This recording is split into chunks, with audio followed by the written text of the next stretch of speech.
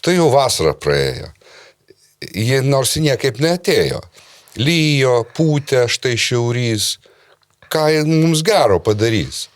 Bet štai Vaidas štai atėjo, atsisėdo, surimtėjo ir kai pasakos jis tuoj, tai vot bus jums ojojoj. Labadiena, Vaidai.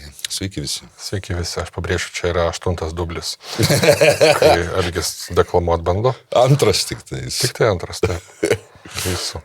Nu, bet gerai, visai tinka tada šio epizodo tema. Atsimint tokią frazę. Mes dar nieko nepradėjom. Kas tai pasakė? Putinas. Pats Putinas Vladimirovičius, taip.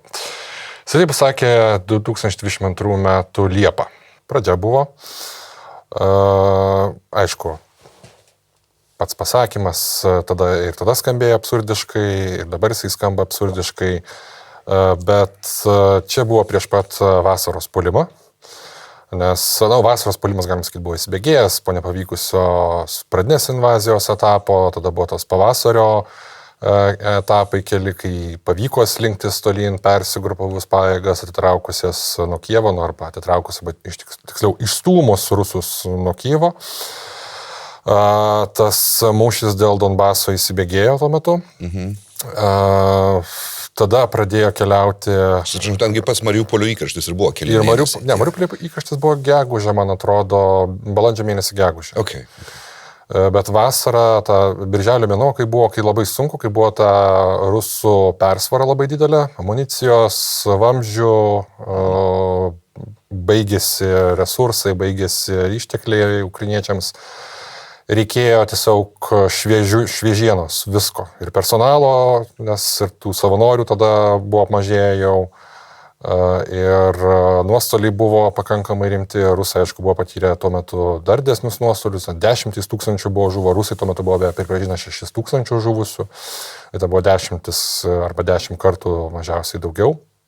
Bet kuriuo atveju tada pradėjo keliauti, birželio kažkur tai mėnesį pradėjo keliauti vakarų ta normali jau parama, jau ne tik tai prieštankinė ginkluotė, bet ir artilerija. 7-tukai atvyko, 7-7 haubicos, M109 haubicos, Panzerhaubicos galiausiai atėjo.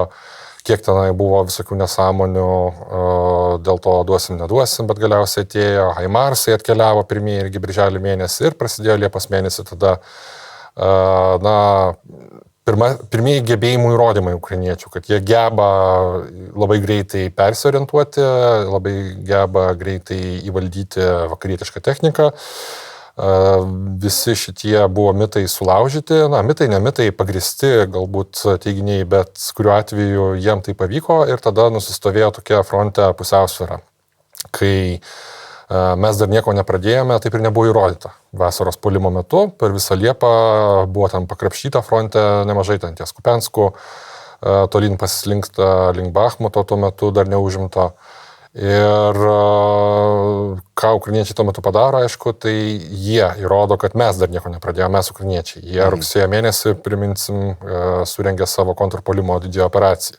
Visi manė tuo metu, kad prie Chersono tonais jie slinksis, jie slinkosi iš lėto, bet jie padaro tą žaibišką operaciją per 14 dienų. Nuo rugsėjo 5-osios išvaduoja praktiškai visą Charkivo sritį, arba didelę dalį jos. Seimo Limaną, atsimenu. Limanas, gal aš nežinau, ar Limanas buvo užimta, gal ir buvo, bet kuriuo atveju tas pats Kupianskas buvo atsiimtas po beveik 200 dienų okupacijos. Iziumas beje. Iziumas, tai tas taškas, kur iškelta vėliava, kur paskui Zelenskis atvyksta. Labai daug vilčių buvo ir daug lūkesčių sukelta, kad čia to į Maskvą ukrainiečiai su tankais nuvažiuos. Tada vyksta rudenį jau Rusijoje dalinė ta mobilizacija, kad mes nieko nepradėjome, tam tikrą prasme pasitvirtina, kad jie rengėsi ilgesniam karui, vadinasi, telkė išteklius. Krymo tilto ataka, tada visa ta bombardavimo kampanija prieš energetinę infrastruktūrą. Bet kodėl aš tai miniu? Kad dabar baigėsi kaip tik irgi vasara. Ir atrodytų, ukrainiečiam jau kam, bet galvoti apie kažkokį tai puolimą šiuo metu atrodytų visiškai nesąmonė. Nes visi tik tai ir kalba apie taiką, apie sąžiningą taiką, prieš tai kalbėti apie paliaubas, pastoviai dalyjamos 2 savaitės terminai, iš Trumpo laukiama kažkokių tai pareiškimų. Tai patenkinti vieną dieną optimistiškai, tai pesimistiškai kitą dieną nusiteikę. Bet ukrainiečiai pastaruoju metu tęsia tai, ką pradėjo pernai metais su savo strateginių smūgių kampanija. Ir atrodo, va čia ir yra tas dalykas, kuris įsibėgėja. Nes taikiniai, kokie dabar yra, tie, kurie buvo, tik tai dar efektyviau juos pataikoma.